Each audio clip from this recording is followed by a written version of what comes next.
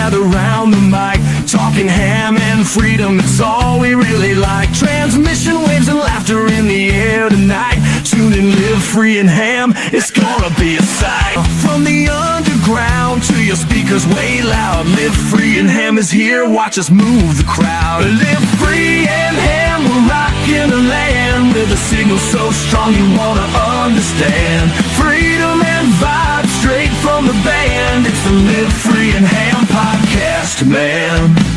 Flipping switches, turning dials, chasing freedom's call. We'll make you laugh and think, oh, we got it all. Face your fears on this wild ride with the Live Free and Ham by your side.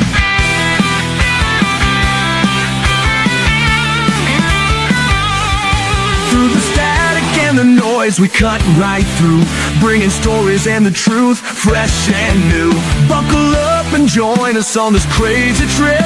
Live free and ham, now you're catching the drip. Live free and ham, we're rocking the land with a signal so strong you wanna understand. Freedom and vibe straight from the band, it's the Live Free and Ham podcast, man.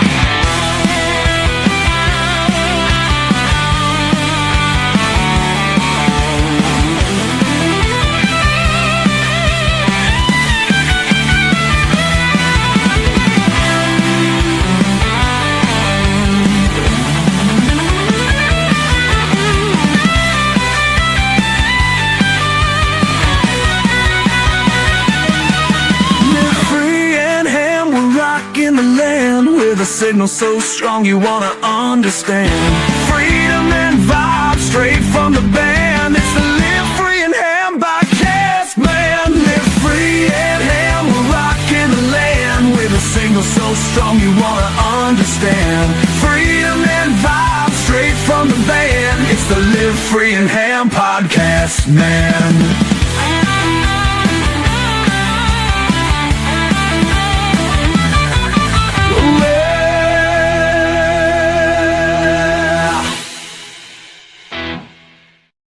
Yeah! Woo, woo, I love that tune, man. That is freaking awesome. It's like my anthem every morning. I'm literally going to have to make that my alarm wake-up call. Really nice with the intro there. I love the new Patreon page. That's cool. Awesome. Yep, thank you. And again, thank you to all of our Patreon subscribers there. You guys are definitely helping support the channel, and we love creating this content. So, it gives Paul the fuel to create awesome tunage like that. My gosh, I mean, like, it's just literally, we're going to be producing the top 20s, in no matter of, moments of days, weeks, maybe. But anyway, all right. Well, hey, if you ever want to get back to that, we will definitely make sure we post that song there in the show notes, so you can just throw it on your CD player or tape deck if you're as old as me, and listen to it anytime you want. So, like I said, good evening, everybody, and welcome to another Live Free and Ham stream. Yes, you heard it here. We're finally live. Hopefully you got the little notification if you are a subscriber that, we are going live. Like we say, every month we do a live stream, but we don't know when we're going to do it. And so sometimes it's a surprise to us. And once again, this is one that does not fail. So thanks again for the 17 or so folks that are currently in the chat there, and that number keeps increasing. So thank you guys for joining in and participating, and give us a shout out and a hello in the chat there. And so, like I said, always, Grouch, man, your musical wizardry, man, that intro is always going to be one of my favorites, and forever, near and dear to my heart. And, so with that, before we kind of get into our guests, and we've got a special guest, if you haven't figured out based off the thumbnail, we're going to be talking about some really cool things. First and foremost, POTA. We all love POTA here. We're big POTA guys, and we all love doing that. And so we've got some real cool guests that are, love that as much as we do, but they're going to be talking about some really cool things and sharing some of their experiences. But before we get into that, let's kind of dive into our usual housekeeping stuff. So as always, if you're new to the show, you maybe want to swing over to our storefront, and you can head over to livefreeandham.com/shop. We just released our sticker pack, and that's got the brand new, I mean, literally brand new off the presses W1STJ sticker. That would be this sticker right here. if I could hold the can right, that sticker right there, that there's only a limited few there. So, if you want to get your stickers from both N1JUR and Paul the Grouch stickers, that's the original OG sticker, because I know he's upgraded his stickers since then and we haven't gotten those into the roster. So you'll be getting one of the originals, and once they're gone, they're gone. So, head over there, pick up a quick sticker pack, and you'll definitely be able to increase your antenna gain, your number of contacts. I mean, the list kind of goes on and on. It's it's like a super Viagra to the ham radio community. I don't know the best way to describe it, but yeah, it's a coolness factor times 10 just for adding the sticker. There you go. So, all right. Well, and as always, as we always like to say, we've got our Live Free and Ham whiskey bourbon glasses available still in the shop. There are a few left. They've been going out the door very quickly. So if you haven't gotten one yourself, you can head over to Live Free and Ham /shop and pick one up. And if you're a Patreon subscriber, then there's a nice little coupon in there, so you can get some money off of your glasses too. So you can pick up a couple of them there, because there's no max limit on them. So feel free. But once they're gone, they are gone. So make sure, if you want to get your Live Free and Ham whiskey glass, then get over there and pick one up. All right. Yes, there we go. There's one there, and I'm sporting mine here. So with that, one last thing, we've got our hammies. Now, if you haven't heard of what those hammies are, those are our little piglets here.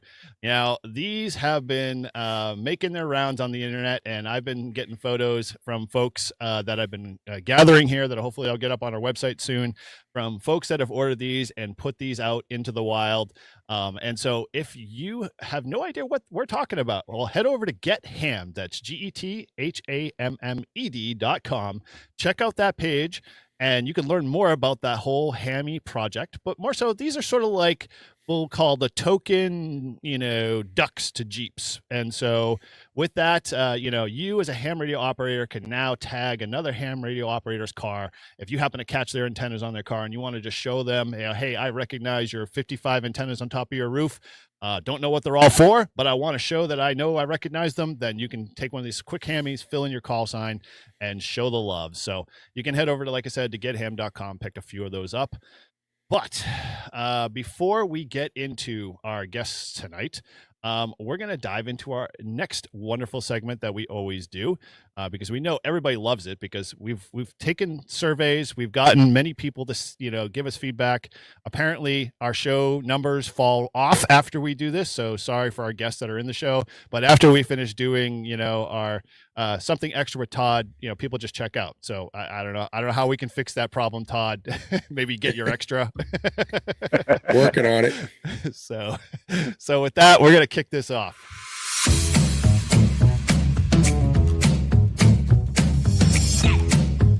And now, a little something extra with Todd, W1STJ.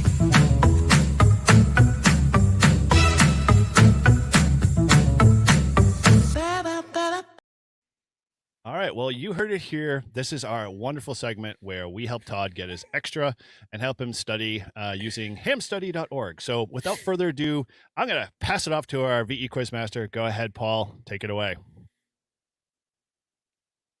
All right, let's get the proper view here. So Todd, moving on, we are finally up to sub-element number 8, which only leaves 2 more sub-elements to go before we can start doing all questions and testing your overall knowledge of your extra study. So question number 1 for this evening: why should the phase of a PSK signal be changed at the 0 crossing of the RF signal? Is it A, to minimize bandwidth? B, all these choices are correct. Ooh. C, to simplify modulation? Or D, to improve carrier suppression? Oh boy. I'm going to go with... Not even going to let the music play through. My gosh, wow. He's an adventurous man. I'm going to go with D. Yeah, let me see. Phase of a PSK signal. Oh, man. I'm going to say B. I always go with the all choices are correct. All right. Well, D is incorrect. B is also incorrect. The correct answer is A, to minimize bandwidth.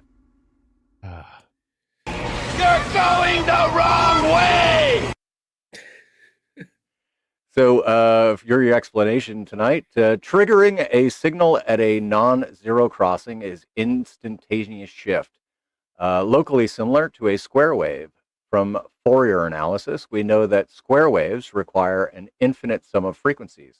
Long story short, larger jumps require more bandwidth. Conversely, take the opposite view. If we want to use the minimum bandwidth, how do we achieve this? With a single sine wave. How does a sine wave begin? At the zero crossing.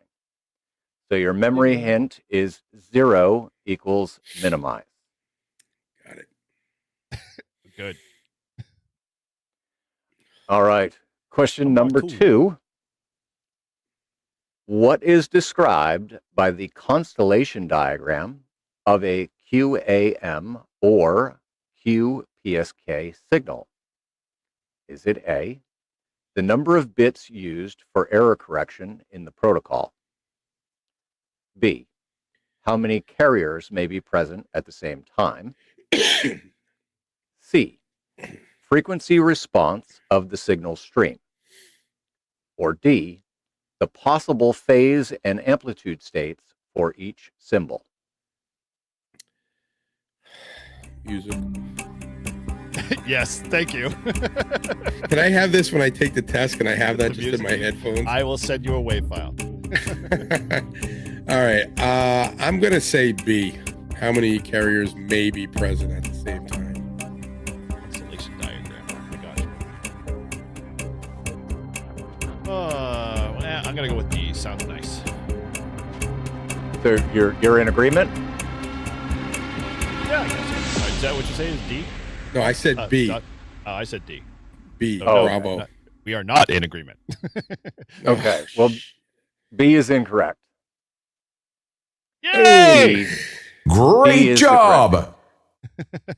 Yes, the possible phase and amplitude states for each symbol.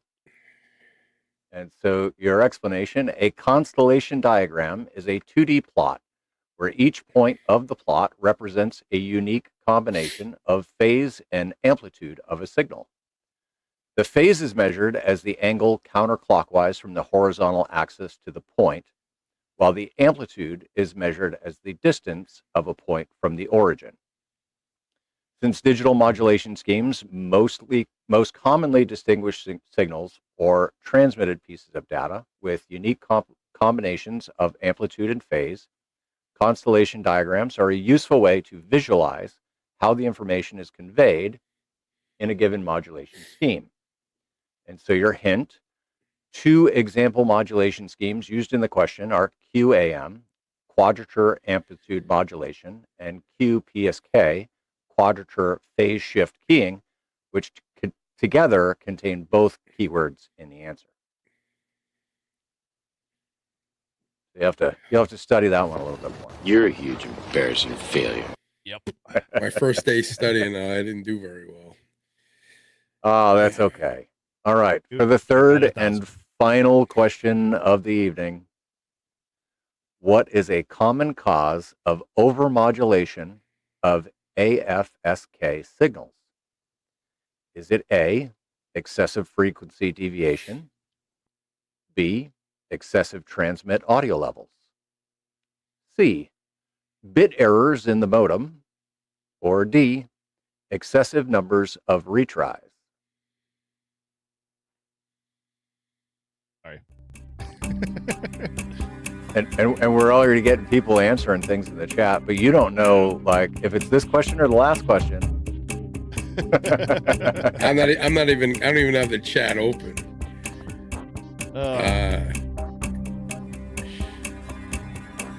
I think it's either A or D.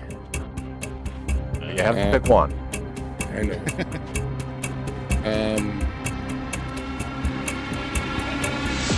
Let's do A. Oh, I like the B. All right. Todd says A, and A is incorrect. How embarrassing! Live, I get all three wrong. Eric, you said B. Yes, sir. B is correct. Yay! Well, Yeah, I know what I get excessive tonight. transmit audio levels. So your explanation, AFSK, audio frequency shift keying, produces audio that is then sent to an FM transmitter.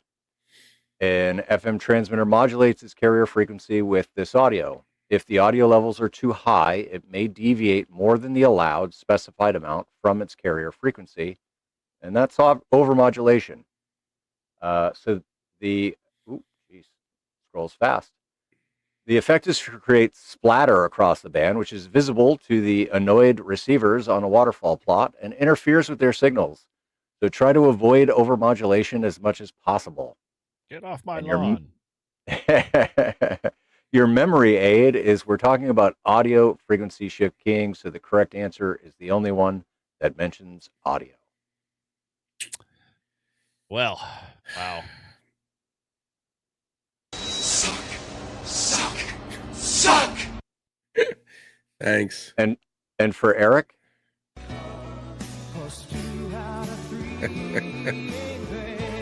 It is, and I can embrace that song because I am me and still an extra.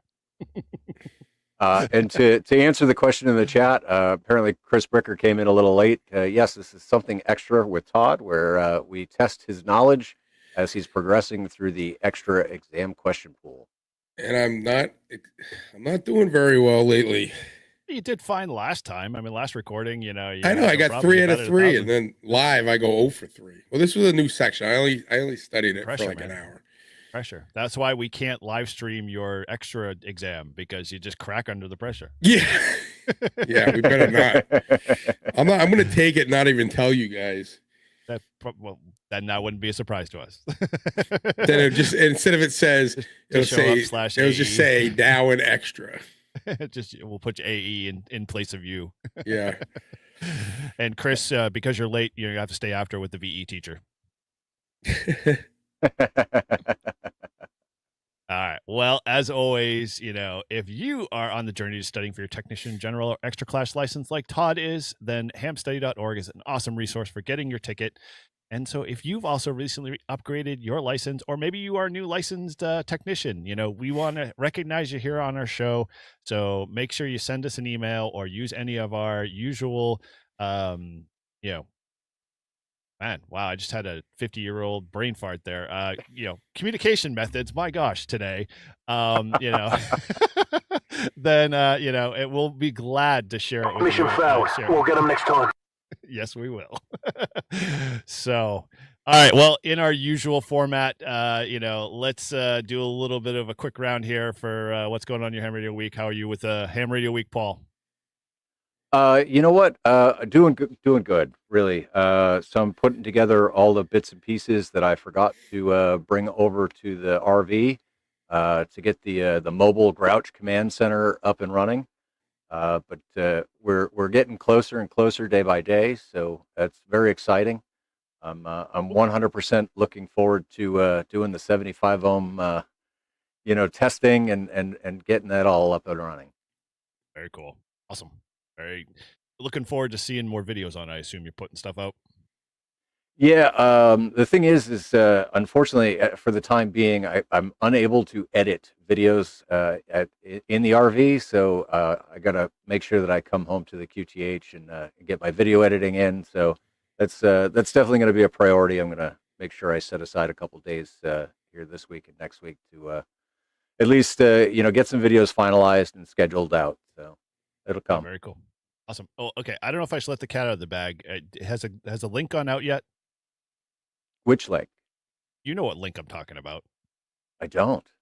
You do. What, TO? So I did not see a link, but I did get a StreamYard link in the DMs. So yes, if you're not a fan of Coffee and Ham Radios, go check out their YouTube channel and subscribe. I'm honored and a little nervous. To be a guest on their show tomorrow night, 7 p.m. Central. So yeah, thanks for making sure that everybody gets to know. Yes, Coffee and Ham Radio is tomorrow night. Thank the you. Live Free and Ham guys will be there in full force. You know, like we said, we'll be cheering you, egging you on, or whatever. Yeah. No, we're super excited for Paul. It'll be awesome. You know, he's got an awesome channel. If you haven't been a subscriber, you should head over to check out his channel for sure. He's done some awesome stuff there, and you just hit 3,000. So you know, or just over 3,000 now. So you're now in the big boy territory. So you know, I just want to say something which. Even my son said that this is a bunch of BS. I looked up your QRZ call. You have 10 million views. No, you don't. You don't have 10 million. There's no way. 10 million? Huh? You're using QRZ as a rule. Well, you know, I just started going through it and I'm like, 10 million? Come on, Paul. What'd you do? Well, so all right. For those that don't know, on QRZ, the lookups number is an imaginary number. However, if you click on the detail tab, the very top number will show you the lookups, and then in parentheses, it'll show you the real number. And so yes, so my lookup number is 582,000. No, I'm sorry, 5.8 million. But the real number is actually 8,795. So I'm close to 10,000 lookups. Okay, but where I want to know, why do they have why does it say 5 million or whatever? Because I threw that number in there. It's an arbitrary thing. It doesn't matter. You made the number? Yeah. All right. Clearly, you don't remember our past shows. I was going to say because we 100% went through this in a past show. I forgot. Where I showed I'm older than both of you. Yeah. That lookup number is an arbitrary number, but if you click on the detail tab, it will show you in parentheses the actual lookup number. All right. The legit number. All right. Yeah. Well, congratulations anyway. That's how many do you have almost coming up to? Because I think I've got 3 subscribers. So you guys, you're cruising. You're over 3,000 now. It's something, whatever.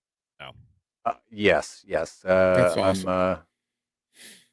3,070. Cool. All right. Well, hot on your tail there. So soon enough, we actually might be able to, by the time you decide when you're going to do your giveaway, I'll be at 3,000 and we can do a dual giveaway. I love it. Okay. Let's do it.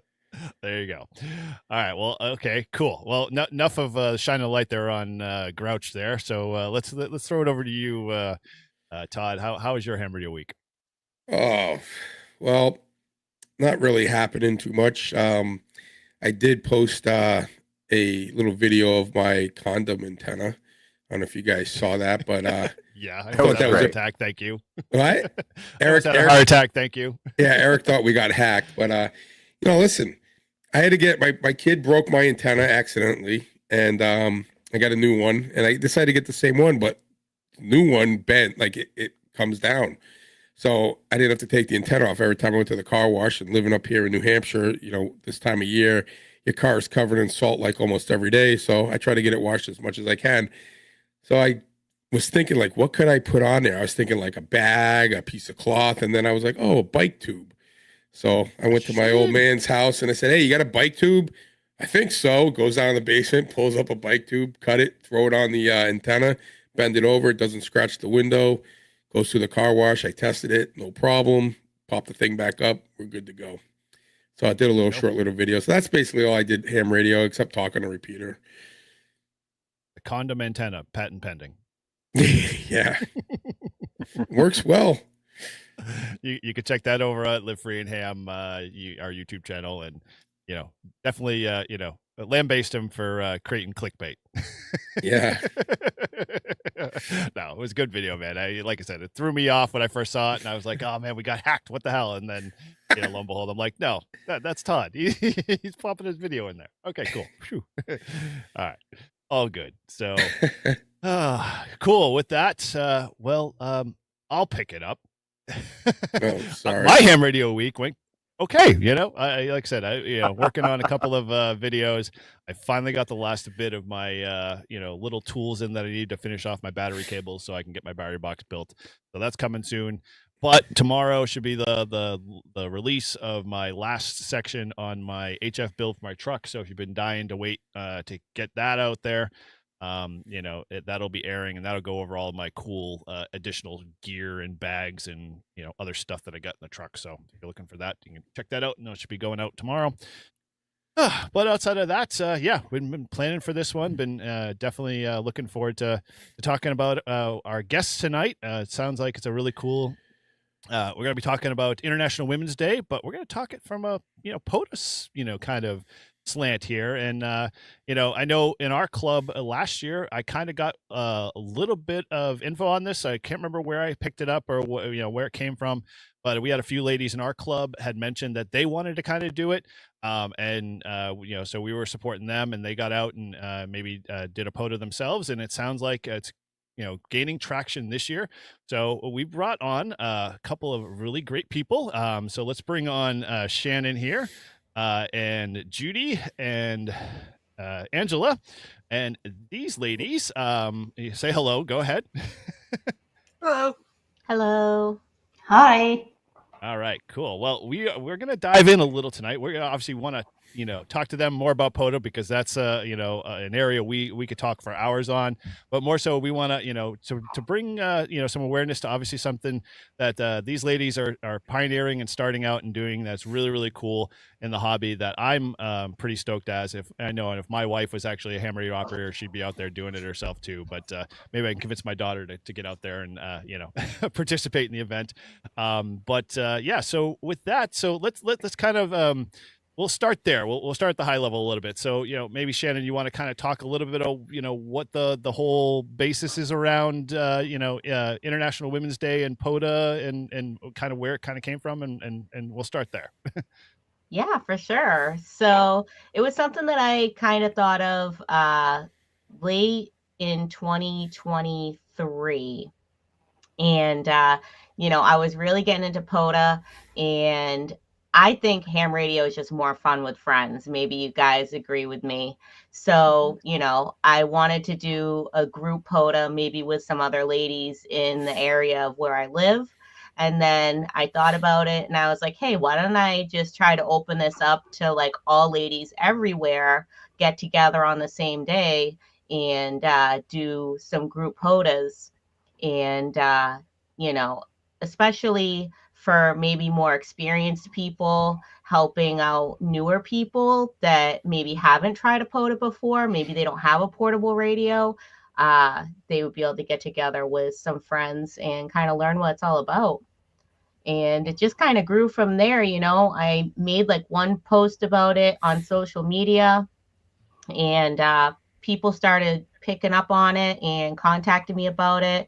And they wanted to, Desiree Backus, who's like a public relations person with the ARRL, got in touch with me, and we started talking. She got it on Amateur Radio Newsline, and she got it into QST. So I was really surprised how excited people were about it. Now, was the start of this basically we'll call POTA party? You're calling it a POTA party, right? Is that the kind of the official? Okay. Yeah. Now, did its roots actually start last year, or did it kind of build up, and then the first official year was last year, and then we're going into our second year? What's kind of the backstory to getting it to really some traction under it? Yeah, that was pretty much it. I mean, I just thought of it, and kind of like I said, late 2023 was sort of when I started promoting it. I was like, well, I should probably start sooner rather than later, because if you start at the beginning of the year, it's like March is going to be here before you even know it. So, right. I kind of started promoting it, maybe around like December or so of 2023. And then it just gained all this traction for 2024, and 2024 was the first year. And then, people started reaching out to me, late in 2024. They were like, hey, are we going to have International Women's Day POTA party again? And I'm like, of course, you don't need my permission to do it. But you're the leader, so that's just the way it works. You own it.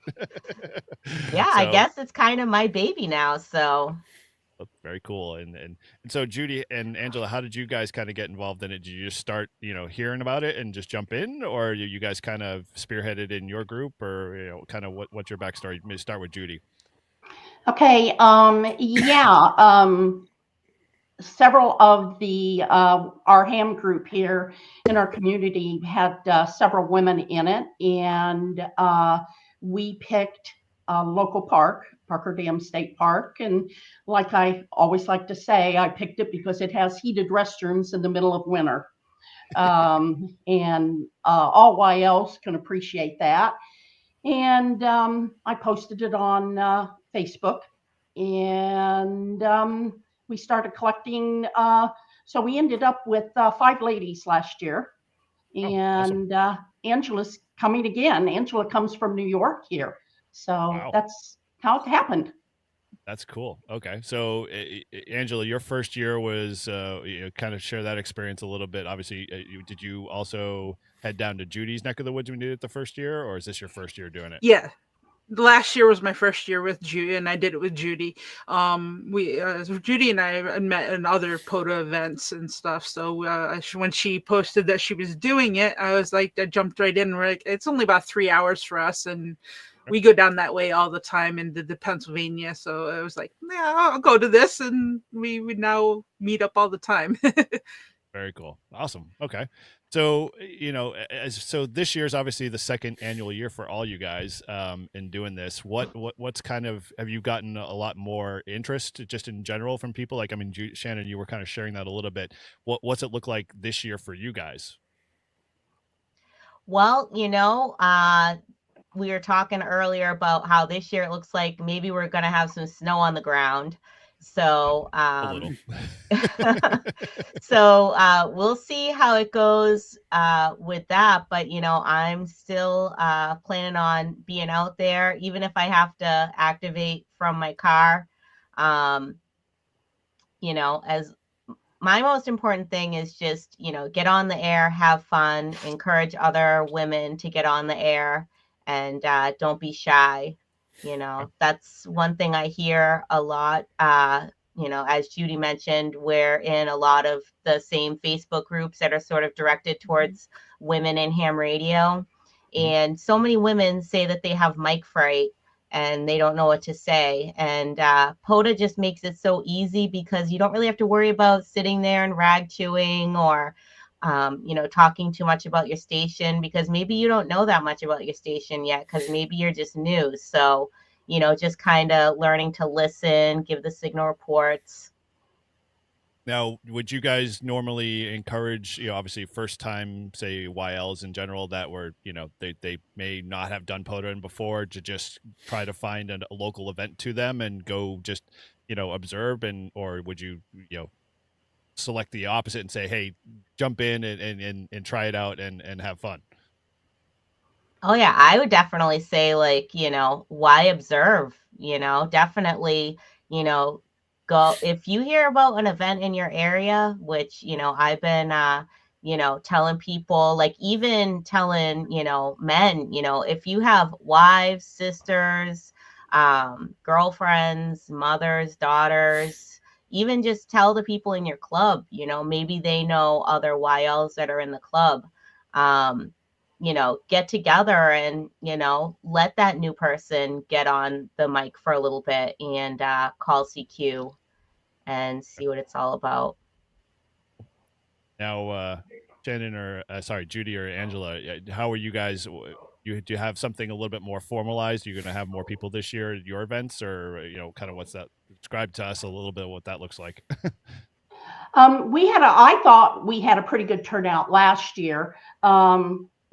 If you can show the picture, yep. How does that work? Yep, you're up. Okay. These are the ladies last year. Angela's on the right, next is me, and the 3 ladies on the end had never activated POTA before. The lady on the far left was not even a ham operator. Is she a ham now, or? She's interested and she is studying. Okay, cool. I have another woman who's interested this year that I've heard from. And Angela is coming back this year. Yep. Cool. So hopefully there'll be a few more of us. Awesome. And it sounds like it's definitely growing. Now, have any of you guys heard from other ladies, obviously on the Facebook groups or whatever, that they're, advertising their, POTA party in their neck of the woods? And do you have any, areas you can kind of share that you might know of that's coming about? I know of some people in Mississippi and in Florida that are going to be operating that day, so they're going to be having some groups meet up and get on the radio. Cool. Okay. Now, do you guys have you? I mean, obviously, you had ARL back you a little bit in terms of helping out with the process and promoting it, and whatnot. Have you, heard from beyond kind of like the Northeast area in general, or have you heard anything international about it at all from any other ladies in groups that they've shared any of their experiences?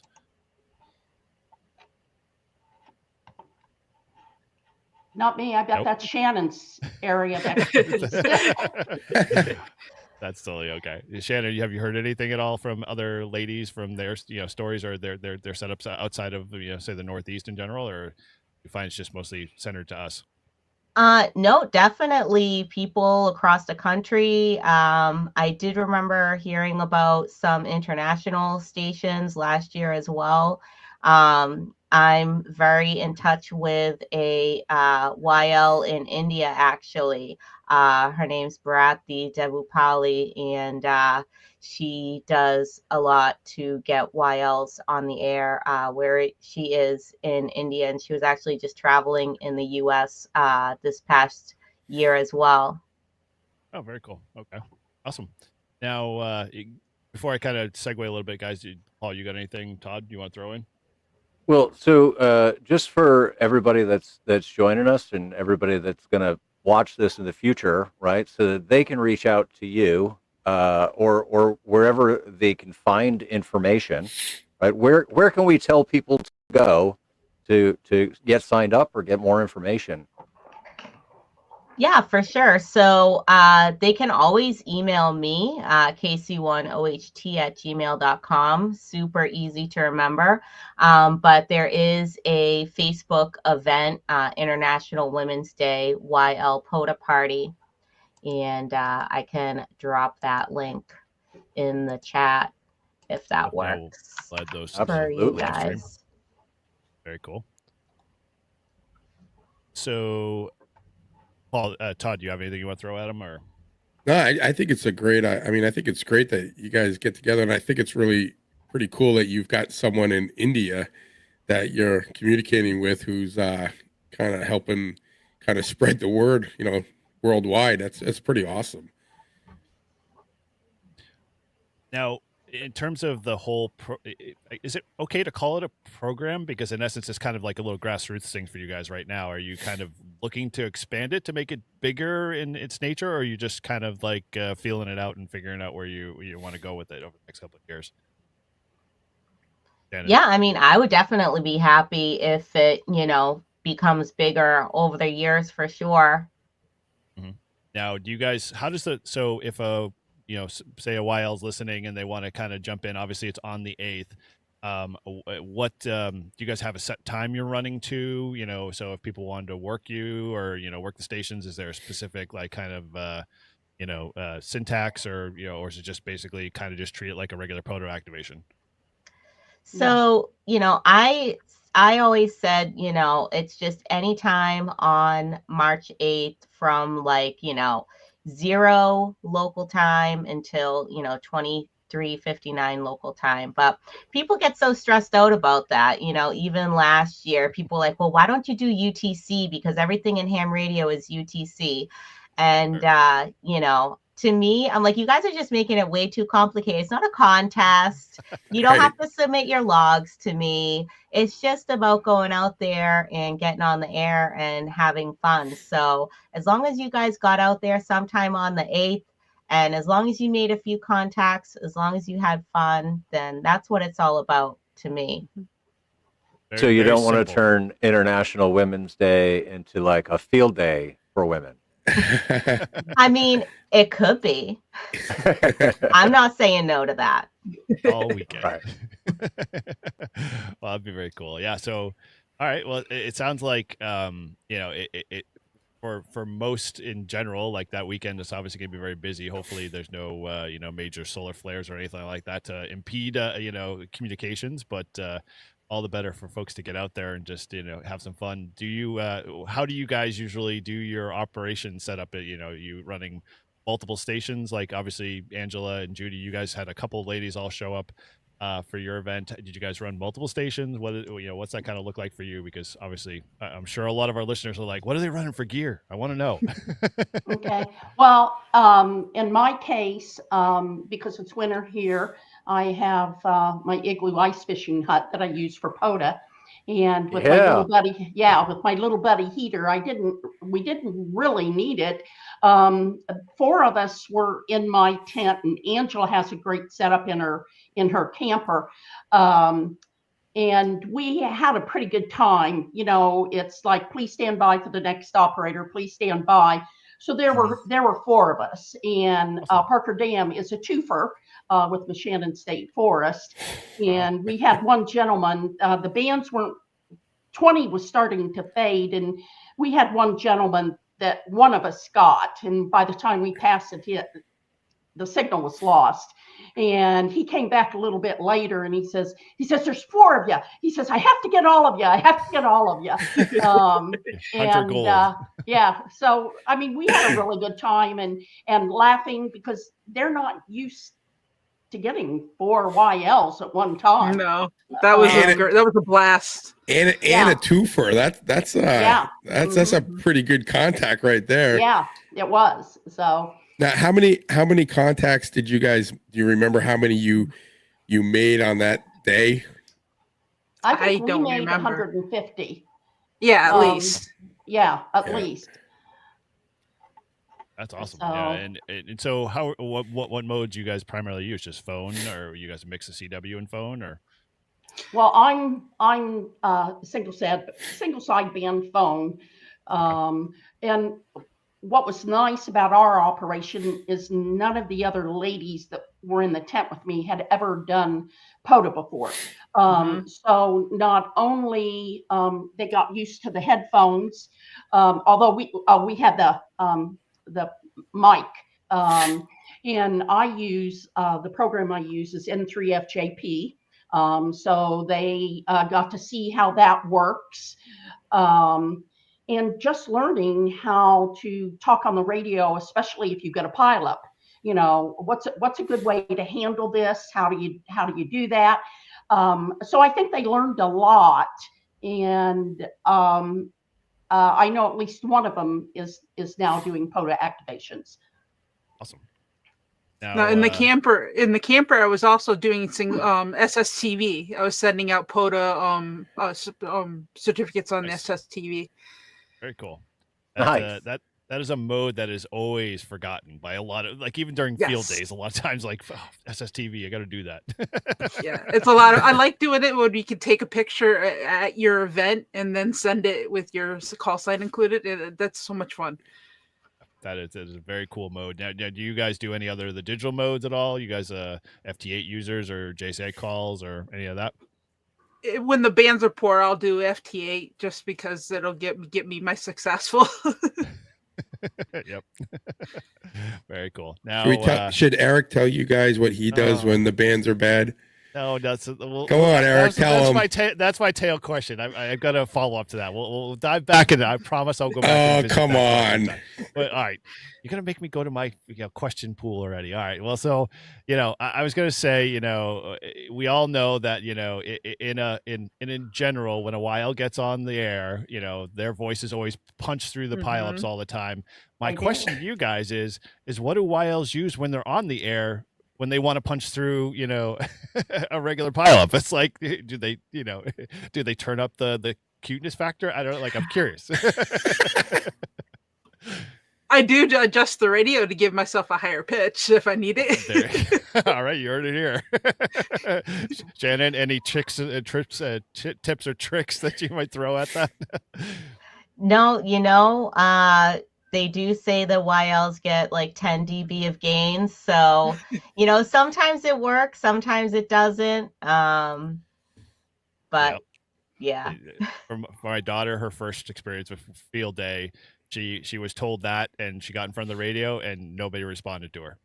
Oh, She's like, no. "All a bunch of liars!" And I'm like, "No, it's serious. Well, it's fun. That's the way it works." Yeah, but let's talk about the day that I was trying to on field day and trying for 30 minutes to make a contact. Nothing. She was like, "You want me to try?" And she gets on, and boom, immediately. I was like, "What?" Mhm. Then I she just agree. took about that. Yeah.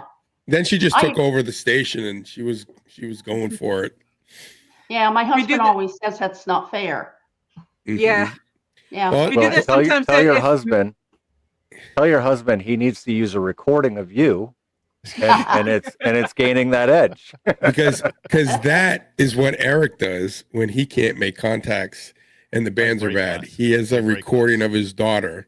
Oh, Oh, you see, Angela, right? It's That's my- cheating, my- don't you think? My break glass. A I little don't bit. use it all the time. Yeah. And then they get the hunters get all mad. They're like, well, "Where's the YL?" Yeah. I don't know. She's home sleeping or something. Bait and switch. They just have to auto patch her in. Yeah, Beside the bait point. and switch. All right, so yeah, cool. So it sounds like let's kind of shift gears a little bit, and we'll dive back to the POTA party event in a second. I'm curious to see kind of like what your POTA experience has been like, and what you guys do, in terms of your activations. I assume you're pretty avid and pretty active in making, activations. I saw, I did a little sleuthing and checked out your POTA stats there. So, I'm very impressed, and very cool to see you guys are super active. So, well, let's start with Shannon. So, kind of what's your, what's your preference when you do activations? How often do you do them? What's kind of your MO when you're out there, doing activations? So, when the weather's a little nicer, so, kind of in the fall and spring, while my son's at school, I have a little bit of time. So I'll drive down to my closest POTA park, which I'm very lucky is only about 5 minutes away from my house, Lynn Beach Reservation. That's why I have a kilo there. And, I'll usually park and set up depending on if I'm going to activate from in the car or, from outside the car. I used to only have a G90. That's what I had last year for the POTA party. Now I've kind of upgraded. I have a Yaesu FT710. So it'll be exciting this year to have that 100 watts and see how much better I do now. But that's pretty much it. I'll usually go and, operate for, a couple hours.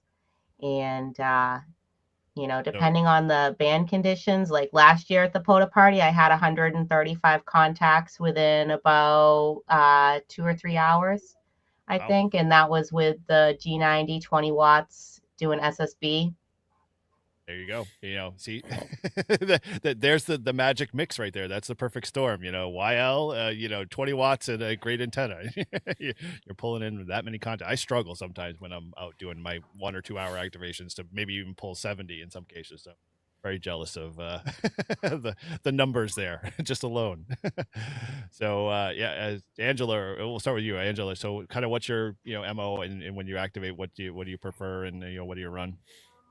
I run a Yaesu 450D, and it depends on where the location is, depends on what kind of antenna we are setting up.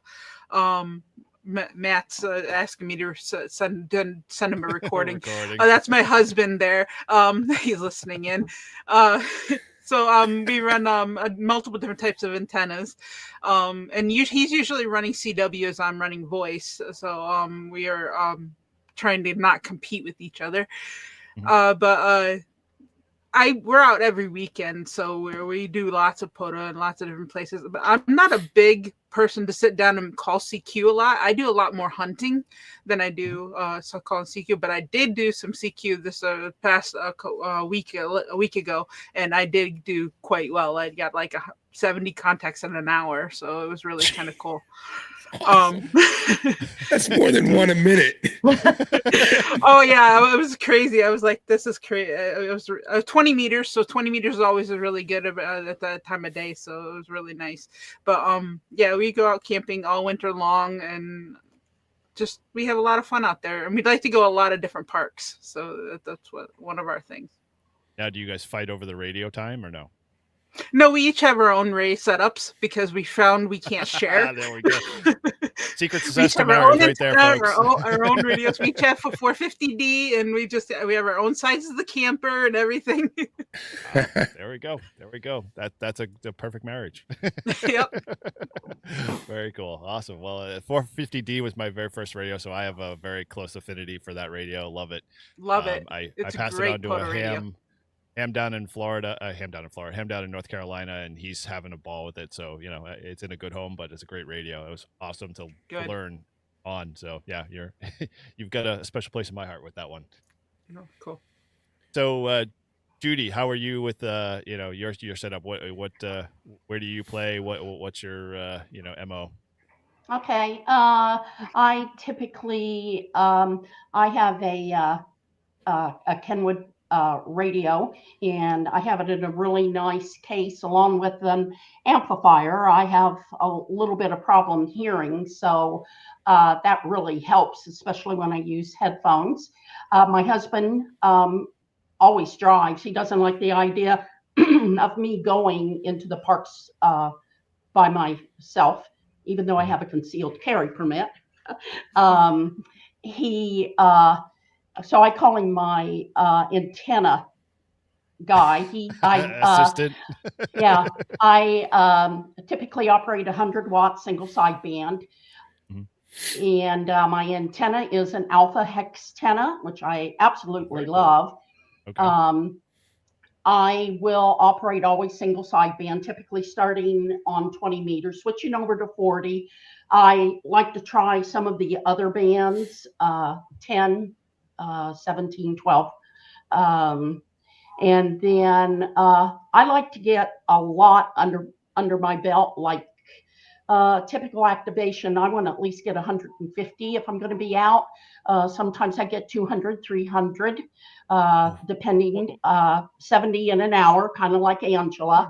I think my POTA QSOs are 44,000, over 44,000. Wow. I guess that's about. We're in the royalty here, my friends. Like, you guys are putting me to shame. I was looking at my stats, and I'm just like, oh, I feel comfortable with that. No, I am a newbie POTA person, and I've been doing POTA for 4 years. So. Well, the actual POTA, I think is it really helped me with the other things that I do, like the Pennsylvania QSO party. In my class, I have won it 4 years. 1 year I came in second. Wow. And then I also do Groundhog Day, which just passed. And I'm also help with Fire Safety Week. So that all, keeps my mouth working.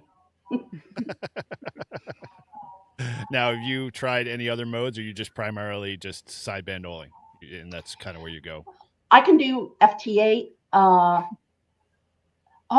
But it drives me nuts. It's so slow. I don't know how people do it.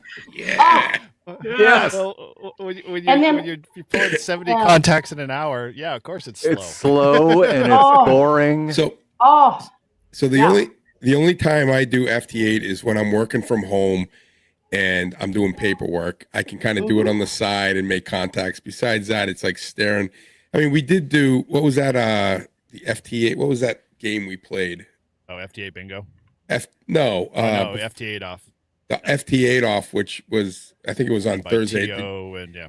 It was a lot of fun just because we would all, guys in our club would chat on that. So that made it kind of more fun. But yeah, regularly, it's just like, I never really understood it. It's like the computer does all the things. And now with some of the versions, it'll just do it by itself. So it's kind of cheating in my mind. I like doing sideband. I think at some point, once I get my extra and my kids grow up and I get bored, I'll try to learn CW. But right now it's just extra studying. And so these guys will stop harassing me. It's the only reason I'm doing it, because they just won't let me. They just make fun of me. That's my goal this year too, is get my extra. Well, there you go. It's a lot harder. It's a lot harder than your general, at least studying for. There's a lot of I information. agree. Yeah. So it's been taking me a long time, and I've been like slack. I get too busy, and then I forget to study.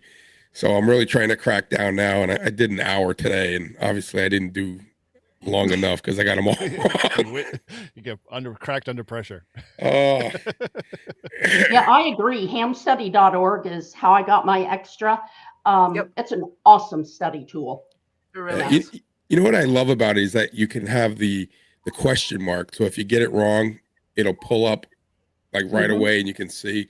Or if you don't know, you can hit the question mark. But it works really well, and I like it that it keeps throwing back. If you put them all in at once, like so, I started with section 1, and then you add 2, and it'll do all 2, and then it'll go back to some section 1, and then you add 3, it'll go through the 3s, and then go back. So you kind of get that. But my problem is I take the whole test and I do terrible. So I've got a 80+% on each level, and then I take the whole test, and I'm not even close. So, but we'll get there someday. So I got to ask, right? So I know that the three of us on the top all have our own respective favorite POTA park. And it is the park that we absolutely, hands down, love to go to. For me, it's Russell Abbott State Forest. It's in Mason. You need 4-wheel drive to get there. It's an absolutely beautiful spot. It is. So Angela, favorite POTA park, where do you love to go? I'm gonna have to say Allegheny National Forest. It's just over the PA border from me, and it's one of the largest forests in Eastern Europe, Eastern Pennsylvania, or Eastern United States, and I absolutely love it. It's my backyard from growing up, so I'm from that area, but it just so many opportunities out there, so much beauty. I like hiking and biking out there too. Shannon? I'm gonna have to say the park that I've activated the most, US 2445, which is Lynn Beach and the Hot State Reservation. That one I like a lot. Lynn Beach, I just can't get down that far all the time. I don't have clients that allow me to get into Lynn, but I've done that park, and it's a great park, especially in good weather. Yeah, I mean, like I said, it's 5 minutes from my house, so where else can I leave 20 minutes before I have to pick my son up from school and still make it in time to grab him? So there we go. That works. Okay, squeeze a POTA in and exactly. As long as you know that you can actually like balance your watch, the time and the drive time, and you can say last call and mean last call, Todd. Yes. All right, Judy, what about you? I would probably have to say I'm very fortunate where we live in north central Pennsylvania. I am surrounded by parks. I have one about 10 minutes away and 3 within 15 minutes. Again, I like Parker Dam, which is a twofer with Moshannon State Forest. And there's also SB Elliott Park, which is only about 10 minutes away, which of course is a twofer.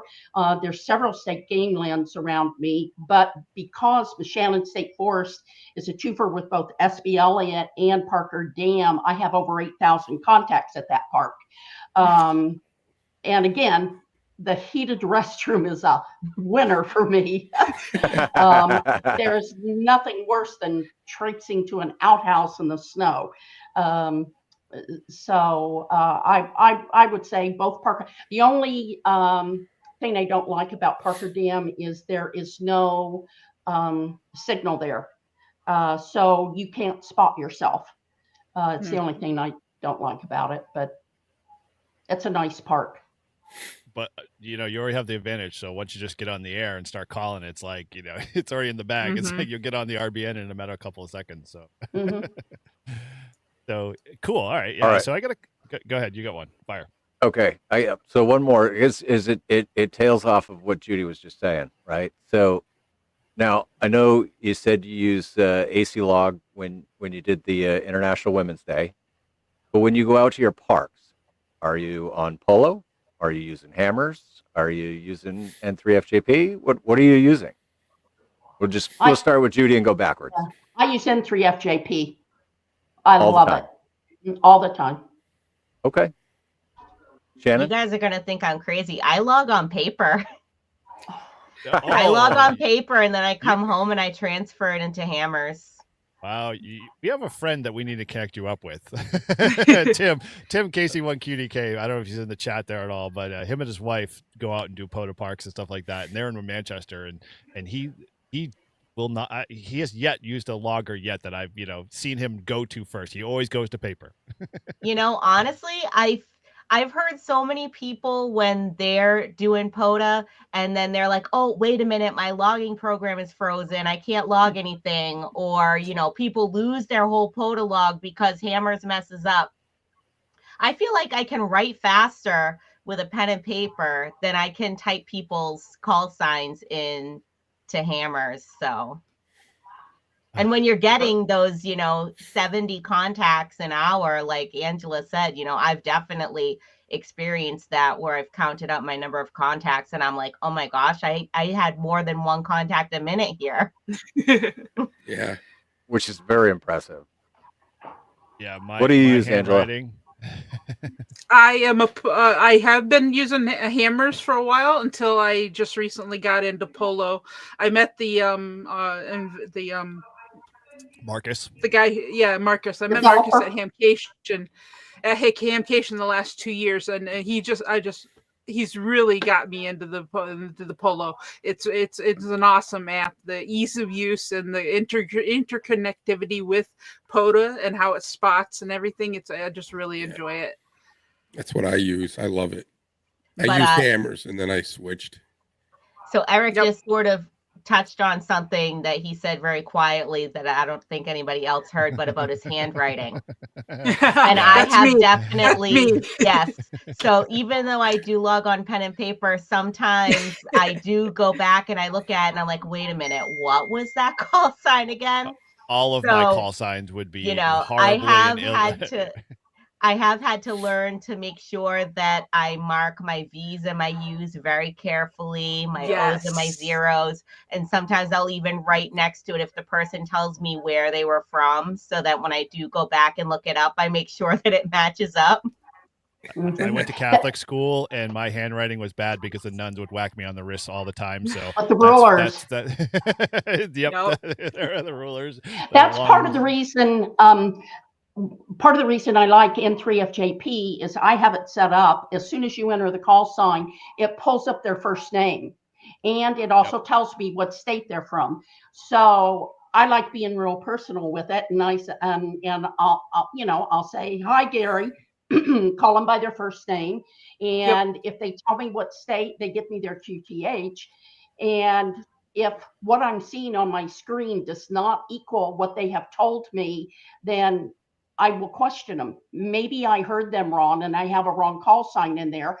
And so that method keeps me from entering an incorrect call sign too. So that's the other plus of using it. Same with Polo.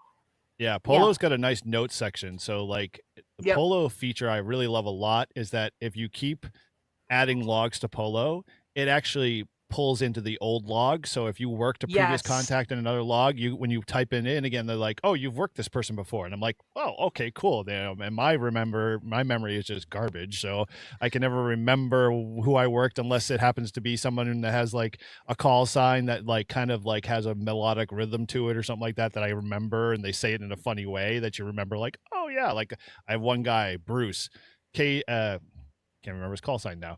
But anyway, the way he says it every time, Paul's looking at me like it's pretty bad. Every time he says it, it's like I know it's him, and it's like, oh, I can pick it back up again. But I have to rely on those tools. And I like the part that it's even when you don't have any signals to pull from QRZ or anything, if it's in your previous logs, when you work them, they'll pull up all their information from your previous logs. So it's really good that it interconnects that way too.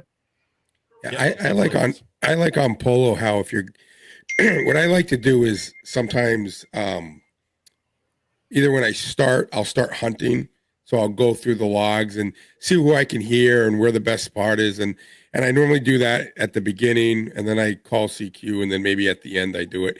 But what's cool about Polo is you can go on their site, and then once you find one and you hear them and you start, trying to get a hunting contact with them, you click it, it all comes up on there. It's all done on your log, and you're ready to go. You don't have to worry about the park or anything. So it's pretty cool. And I also like that you just if it's a US park, all you got to do is type in the number. You don't have to do the US, which is huge. Especially when you have multiple parks, like that always slows you down. It goes a lot quicker. Yep. But I think they all. Go ahead.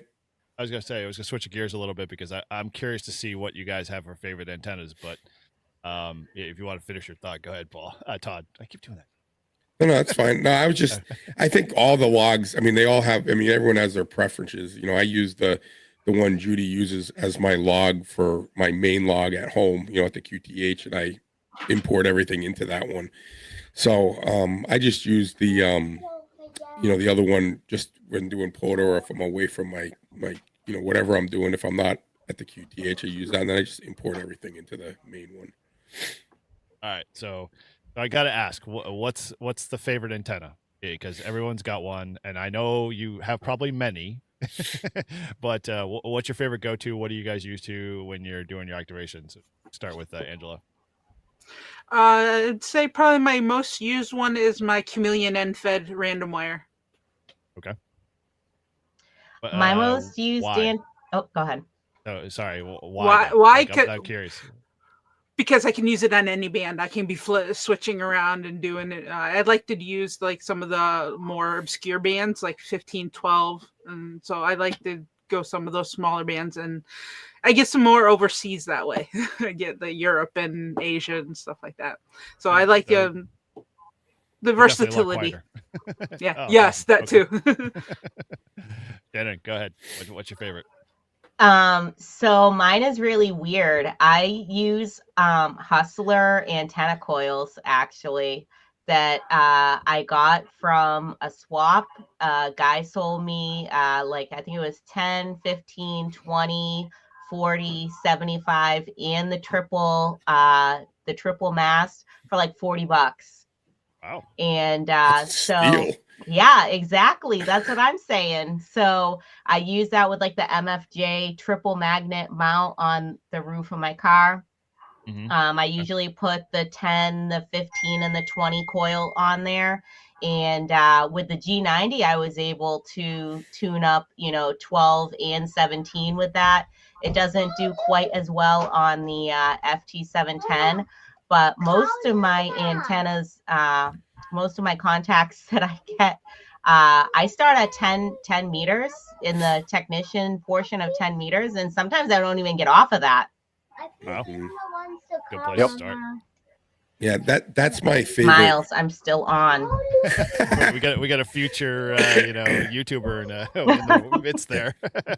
Yeah, I love 10 meters, especially like doing POTA. It's just I've always thought that's always been my favorite, and with it being so good lately, I used to always start with 20, but now I just start off with 10, and hopefully I can make the contacts. And if I'm not, you can always go to 20, but yeah, 10's always been. I've made some cool contacts on 10 meters, including Alaska, which I need Alaska for not a park, but work all parks. I need Hawaii and Alaska, right? So I go, you guys at a park? And the guy's like, no. I'm like, oh man, come on. Can you go to a park? I'm the same way. Right? It's like I got everything else.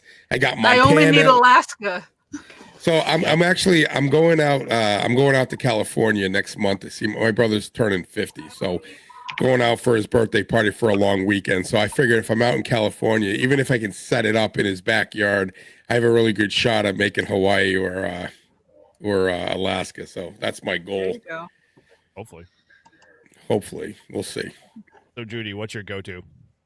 My Alpha Hextenna, and because it covers all the pretty much all the bands except 6 meters, I get fantastic coverage with it. And just like everyone else, I also like doing 10 meters, but I do it in the technician's band. It's a good place to start. I like giving helping them make contacts. Mm-hmm. So so it's my alpha. Very cool. So I got a question. I'm curious to see kind of obviously your starts in POTA. Obviously you guys have been doing it for a little while now. What was there a person specific, maybe an Elmer in your life that kind of led you towards maybe getting into POTA, or was it just something you just kind of saw and you just wanted to get in and do it? What's kind of what was the impetus, or what was the driving force to move you guys to get into POTA and do it so much that you guys obviously it bleeds and oozes from every area in your life. I'm sure you're probably like me and you're like, I got time on my hands, I can go do a POTA.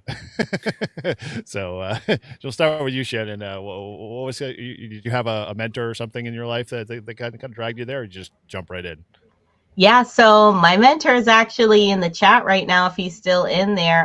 Mike Zero Juliet Echo Oscar over in the UK. He pretty much is the person that when I first started out wanting to get my ham radio license, he really helped me and encouraged me. And then once I did get my license and I was thinking about what radio to get first, I live in the city. So he was like, don't spend, $1,500 on a super expensive home base station when you don't even know you could have an S9 noise floor at your house and you won't be able to hear anything. He was like, get the G90, get like 70 feet of wire and go out into the woods somewhere and just see what you can hear, see who you can talk to, and see what you can do. So that was pretty much how I started. And unfortunately, Lynn Woods is not a state park or a national park, so it doesn't count as POTA.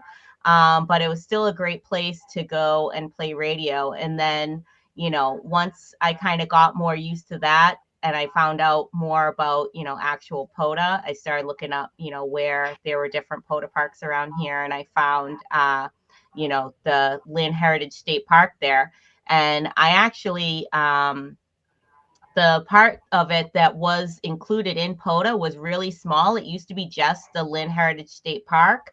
But I got in touch with the mapping coordinator and I said, hey, if you look at, the map, DCR actually controls all this beach here. So can we get that added to, the actual park? And they said yes. So they literally added it within like 2 seconds after I talked to them. And another part of the reason why I kind of got involved with it was I wanted to be one of the people for the 13 colonies. Oh, okay. And so when I got in touch with the coordinator for that, they were like, well, do you have any experience running a pileup? And I was like, not really. So, they were like, well, why don't you go try to like do some POTAs, get some more experience running pileups, and then come back and talk to us. So that's definitely one of my goals maybe for this July is to be one of the activators for the 13 colonies events for Massachusetts. Very cool. That'd be awesome. Yeah, Awesome. we have a few friends that do that. Yeah, it's good event to be part of. How about you, Angela? Actually, the person I run my YouTube channel with is Ham and Quackers, is Junie N1DUC. She's did a presentation in our YL group on LICW and about POTA, and that got me started. And then, of course, she reached out to me to help her with the channel also. So she's my mentor for POTA, and now we do all kinds of stuff together. Awesome. That's very cool. Yeah, I always love to see those stories. Todd's a, direct. Him and I. That's how we connect. Actually, all three of us. I mean, we fall in that same boat. Todd got his general. I took him out to a POTA. We bumped into Paul and on the repeater and said, "Hey, come do POTA with us." And we haven't stopped. So it's good to see that. Yeah, it was like that first POTA we did at the rail trail. Paul and I showed up and we're like, you know what you're doing? I said, I only did this once. He's like, no, not really. And then Eric came and that was the start, and look where we are now, where we do a podcast and do POTA activations, and it's been awesome. Yeah. Cool. All right. Well, hey, Judy, how about you? What's your kind of, how did you get into the hobby or the addiction? It was back in 2019. A friend took us out to Moshannon State Forest just to do ham radio. And I made contact with someone. I was still a technician on 10 meters, and they said they were doing POTA. And I'm like, what is that? And they told me. I looked it up, and that was kind of it. That was the impetus for me to get my general. Yeah, so that's what it was. Very cool. Awesome. Sounds like the natives are getting a little restless there, Shannon. Just put them in front of a radio. They'll be good. So do you guys, do you do most of your ham radio out in the field doing POTA stuff, or do you guys do you do any of it in your shack, or do you even have a shack? I do have a shack, but I basically just do 2-meter nets and stuff like that in here. But I do have an HF radio. I just never get on it here at the house. Right. We're out every weekend, so I don't need to get on it here. Yeah. Yeah, my shack is my living room. So, as you can hear with the little voice in the background, it's a little hard to, sit down and have time to get on the air. But every morning, usually Monday through Friday, I do join a local 2-meter net on the New Hampshire N1 HSY repeater, the Pokey net, if I'm allowed to plug that on here. It's actually, I met the guys when I was on my way to a POTA one morning after I dropped my son off at school, and I had the radio scanning, and I heard them come on, and they were just the friendliest bunch of guys. I think it was right before International Women's Day last year, actually. And they were super welcoming to me to join in and chat with them. So awesome. So time out. You were scanning repeaters and you found activity? Yeah. So the repeaters aren't dead. No. That episode hasn't left yet. It hasn't been released yet. Yeah. You guys will get that after it gets released. No, we just did a recording on repeaters and whether or not they're alive or dead or not. So it's kind of an inside joke for now. Cool. All right. So let's kind of circle back around, because I obviously want to, I know how kids are having my own and whatnot, that they definitely want your attention as much as you can. So let's kind of circle back around a little bit and talk a little bit about wrapping up International Women's Day. And obviously, for those that are in the chat that may not know, it's coming up. It's on March 8th. And as Shannon said, it's basically, UTC 002, 23:59, for pretty much all day Saturday. Local time. Local time. Whatever your local time is. See, I'm always screwing it up. See, local time all day. So from a standpoint of, say, someone, maybe a club or a few ladies, or just in general, they want to, promote this in their club, what can they pass on for information, in a quick kind of summary to get them to, maybe start to, get other ladies in their club active and involved in it? What can they, pass on for information, just kind of in a quick bullet? Well, I can definitely, I think I already sent you guys the flyer. So, yeah, if you guys want to post that, or like I said, people can email me, I can send them the flyer. But I mean, basically just get out there, get on the air, and let your voices be heard. And like I said, more experienced YLs get together with, maybe less experienced YLs, and just help each other out. Very cool. Yeah, definitely. I would say if you can, definitely, find other people that are maybe experienced, like Shannon said, and get them out there and do activations. And if not, would you still, consider, them, if they can hunt from their own shacks, to be, involved in that process too? Yes, definitely. That actually is on the flyer too, because, some women even say, like, I don't have time to go out and do an activation, or I don't have a portable radio. Like, even just getting on the air and hunting from home, either, not just hunting YLs either, but just hunting any POTA stations that you hear on the air, and, just let people know that, hey, women are out there and we're on the radio and we are active. Cool. No, it's an awesome thing to see. I know we have a lot of ladies in our club that, we try to make sure that, they get a voice, and they're a part of all of the stuff going on, and they can do some we have a lot of ladies that are very good CW, and they put me to shame.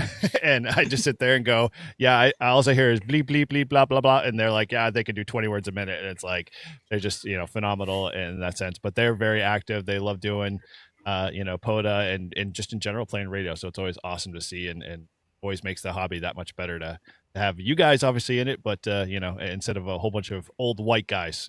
I'm sorry. It's not a big thing for me any longer. I've been in the hobby a long time.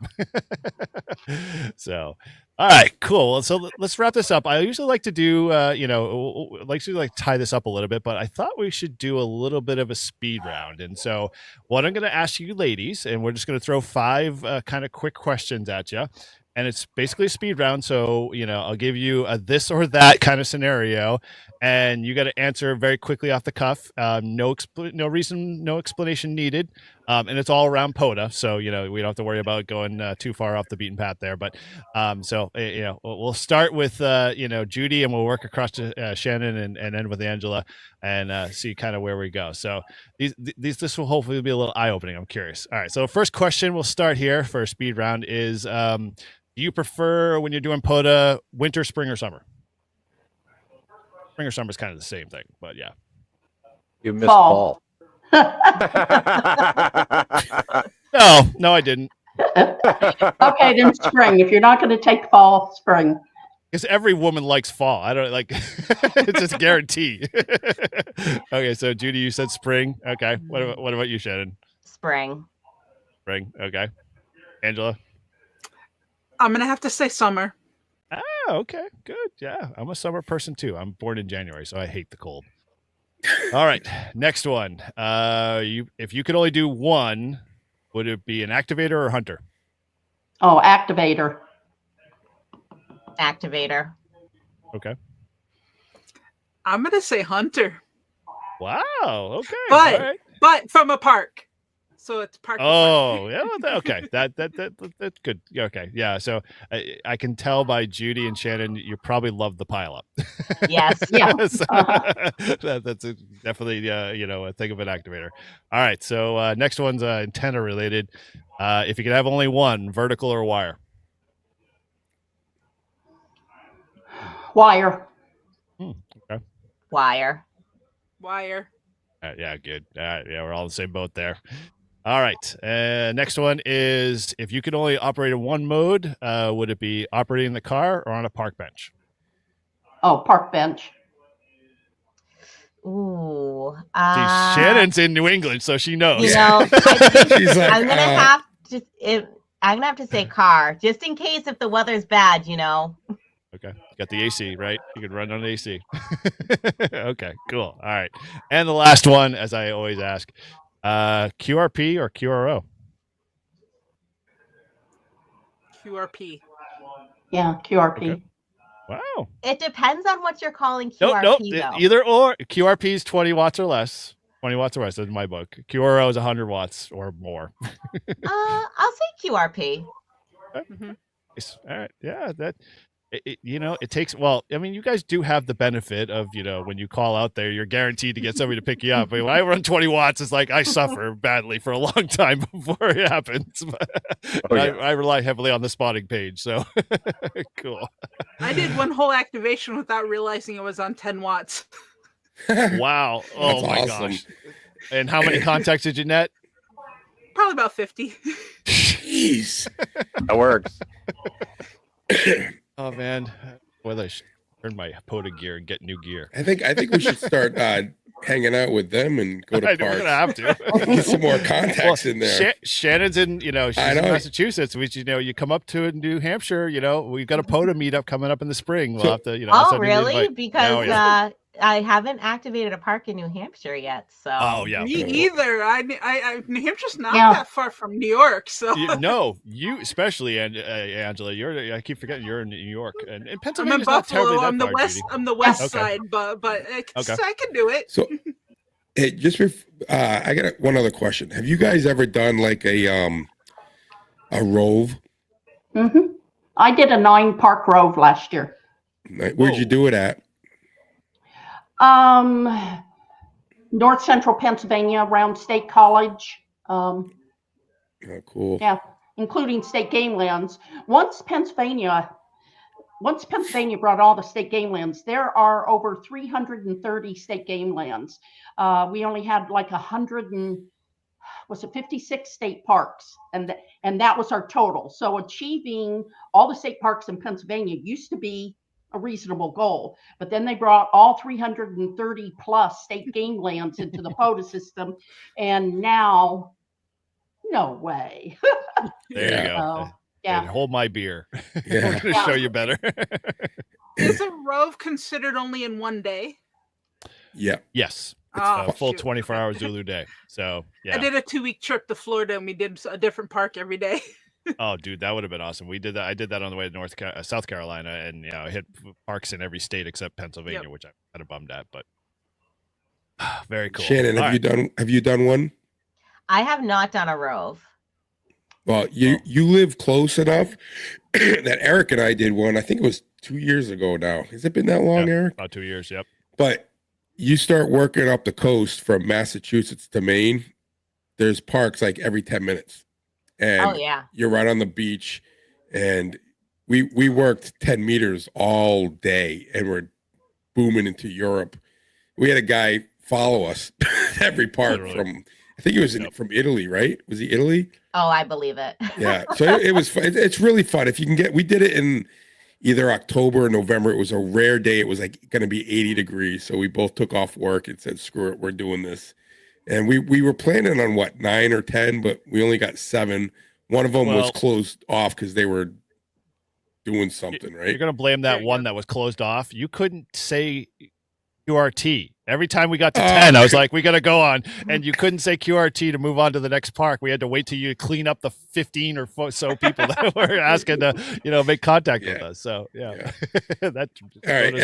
And then one more thing, because it's Women's Day, I was almost late to this live stream because I was out with my ladies. And what that means is I used to work in an office where I worked with a prosecutor because I do juvenile probation. So I worked with our prosecutor and then 3 other women in my office. And we just all hit it off, worked really well together. And we all left and went to different offices.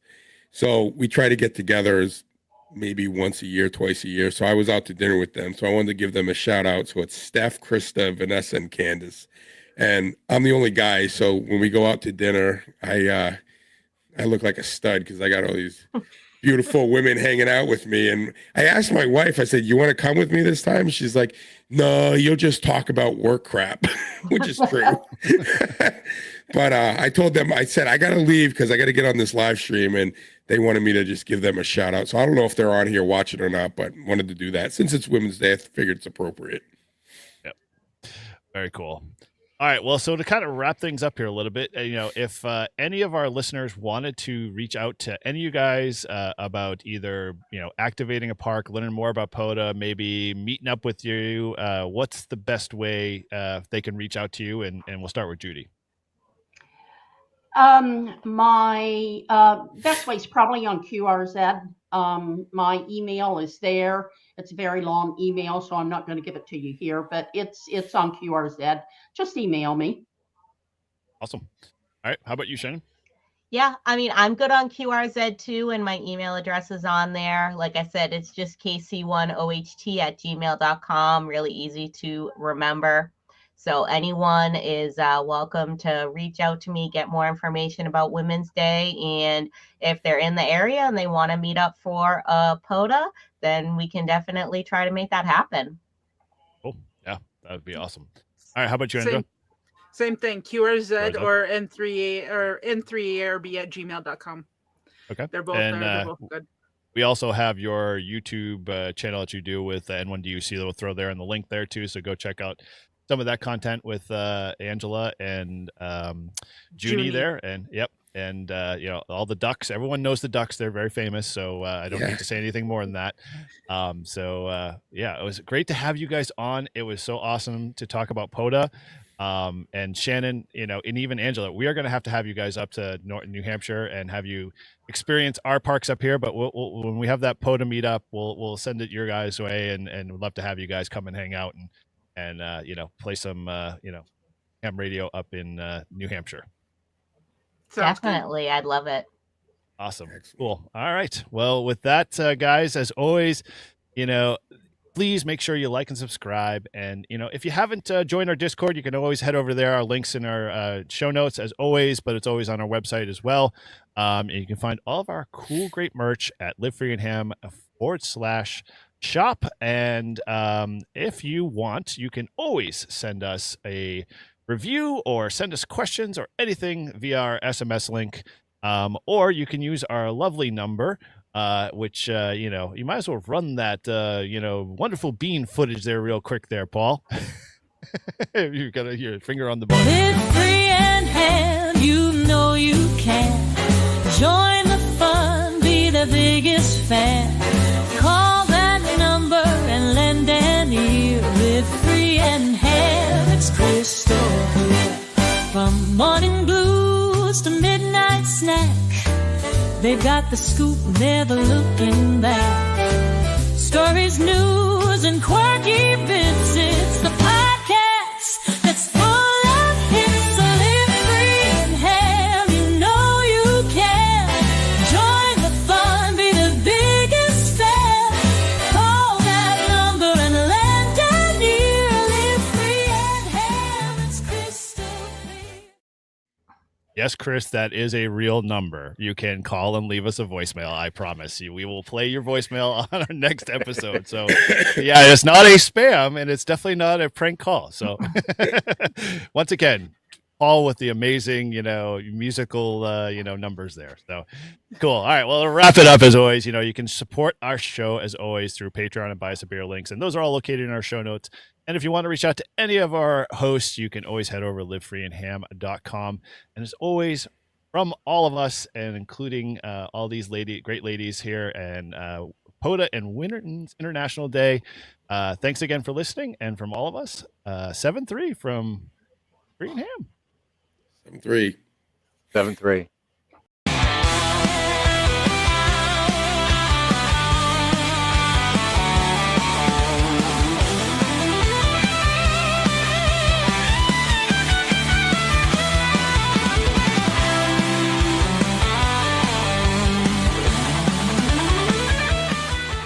Good afternoon, good evening, and good night.